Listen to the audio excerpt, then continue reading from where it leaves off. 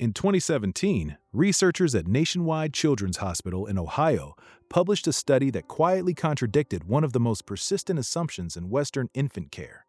They were studying preterm infants, babies born early, whose nervous systems were more visibly unfinished than those of full-term newborns, which made them useful for observing developmental processes that happen more slowly and clearly than in typical development.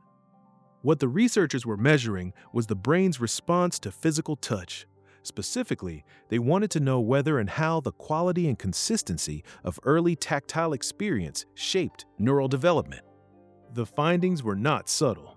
Infants who received more consistent, attentive physical contact in their earliest weeks showed measurably faster development of the neural pathways associated with stress, regulation, sensory integration, and emotional self-control. Not marginally faster, measurably faster in ways that remained detectable months after the neonatal period ended. The brain was being shaped, literally and structurally, by being held. This is not a metaphor. It is not a poetic way of describing the warmth of parental love. It is structural neurology, documented by measurement with outcomes that persist. And it explains, at least in significant part, why Japanese infant care has looked the way it has looked for hundreds of years. Not because Japanese culture theorized the neuroscience is recent, but because the practice, transmitted through generations of cultural knowledge, happened to be doing exactly what the developing brain requires most. Japanese mothers carry their babies not occasionally, not for comfort during difficult moments, consistently, as a default for much of the waking hours across the first year of life. The traditional method is called onbu, a style of carrying in which the baby is held against the caregiver's back, secured in a wide cloth wrap or structured carrier, positioned high and close to the body. The baby faces outward or toward the caregiver's back, depending on age and context. The mother continues her daily activities, walking, working, cooking, shopping, with the infant integrated into her physical world, rather than placed in a separate piece of equipment beside it. Before onbu, and sometimes alternating with it, younger infants are carried in the front in a similar wrap position, the baby's cheek against the mother's chest, its ear over her heartbeat. The positioning is not accidental. The heartbeat, at a rhythm the baby has known since before birth, is among the most powerful regulatory cues the newborn nervous system has access to. In most Western contexts, the stroller has become the default mode of infant transport for most of the day. The carrier is often reserved for fussy moments or particular situations. The baby spends significant portions of the day in a bouncer, a swing, a playmat, a car seat. These are horizontal or semi-horizontal surfaces, stationary or mechanically rocking, separated from the caregiver's body by varying distances. The difference between these two worlds, the carried baby and the equipment-dependent baby, is not merely a difference of comfort or closeness. It is a difference of neurological environment. The first mechanism involves cortisol. Cortisol is the primary stress hormone, and in the developing infant, it plays a larger organizational role than it does in adults.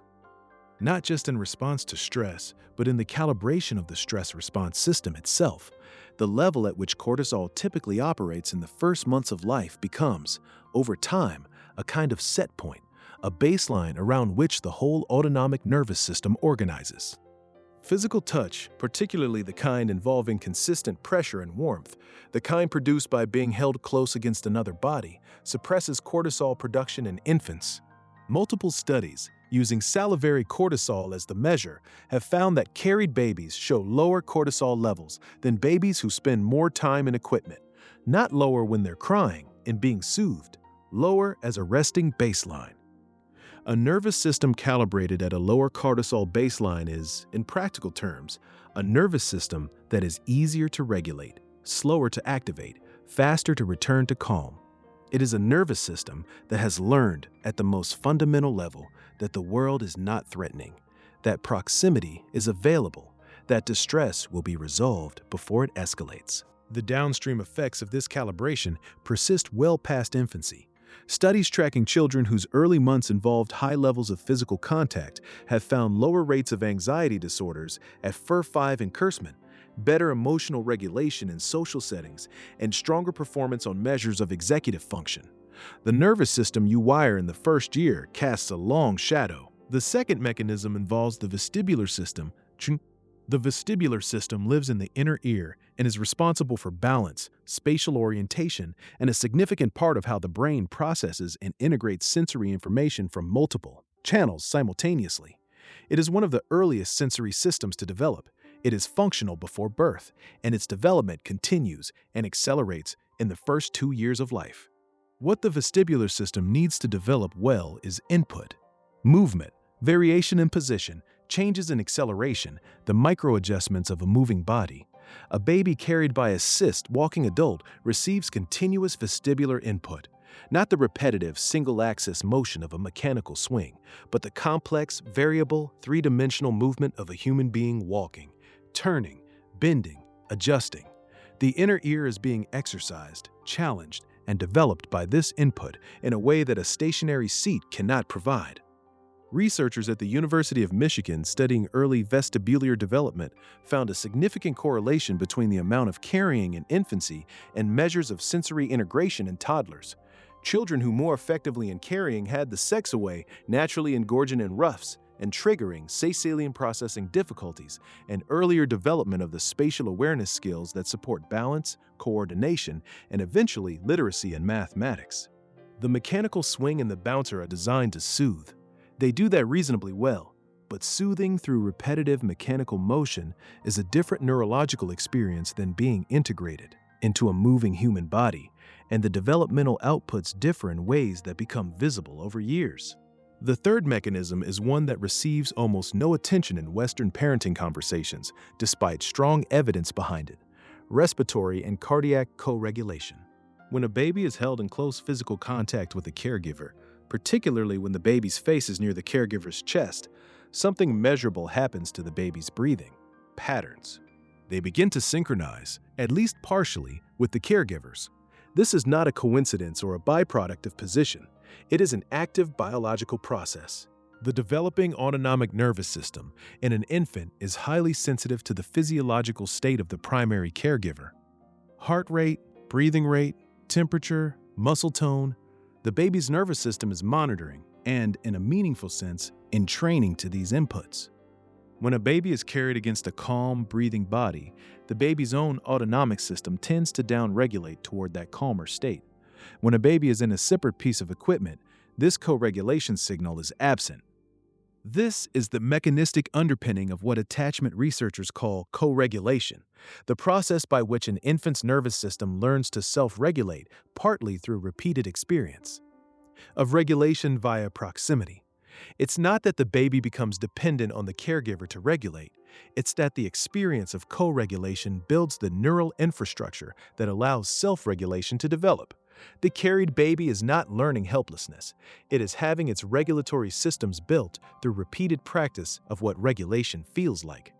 In 1986, a study was published in the journal Pediatrics that has been cited in infant developmental literature ever since.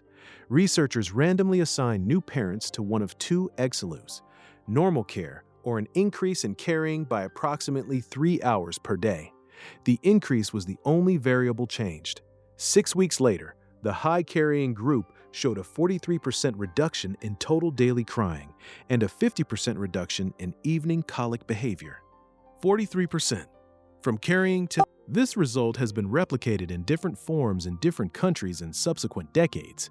The mechanism, now better understood, is the cortisol regulation and nervous system co-regulation described above. The practical implication is immediate. Japanese mothers were not following a study. They were following a cultural inheritance that happened to encode exactly what the biology needed. The outcome: babies who cry less, sleep more predictably, regulate more easily, and show better developmental trajectories is the predictable result of giving the developing nervous system what it profits, in every biological sense, designed to receive. You do not need an onbu wrap. You do not need any specific product. What you need is to increase the proportion of time your infant spends in contact with a moving, warm, breathing body, yours or another primary caregiver's, relative to the time they spend in a stationary piece of equipment. Even a modest increase, 30 to 60 minutes per day, added consistently, produces measurable change in cortisol baseline within a few weeks. Carry during the late afternoon when cortisol peaks and colic is most common. Carry during morning waking when the nervous system is freshest and the co-regulation signal sets the tone for the day. Carried whenever closeness is available and logistically possible. The baby's brain will do the rest. It knows what to do with being held. It has always known.